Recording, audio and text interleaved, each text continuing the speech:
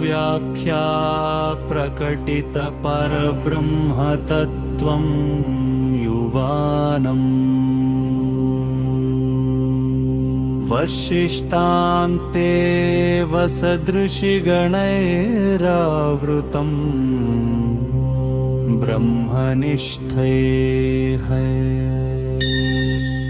आचार्येन्द्रं करकलितचिन्मुद्रमानन्दमूर्तिम् स्वात्मा रामं मुदितवदनं दक्षिणामूर्तिमीडे वटविटपि समीपे भूमिभागे निषण्णम् सकलमुनिजनानां धरणदातारमारात्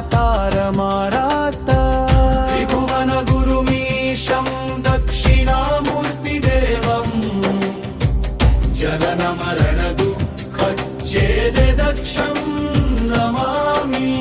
चित्रं वटतरोर्मूले वृद्धः शिष्य गुरुर्युवा गुरोस्तु मौनं व्याख्यानं शिष्यास्तु छिन्न संशयाः निधये सर्वविद्यानां भिषजे भवरोगिणां गुरवे सर्वलोकानां दक्षिणामूर्तये नमः।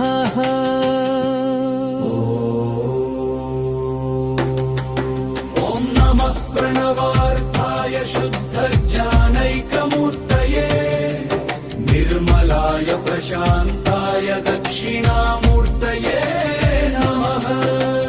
चित्तनाय महेशाय वटमूलनिवासिने सच्चिदानन्दरूपाय दक्षिणामूर्तये नमः। ईश्वरो गुरुरात्मेति मूर्तिभेदविभागिने व्योमवद्व्याप्तदेहाय दक्षिणामूर्तये नमः।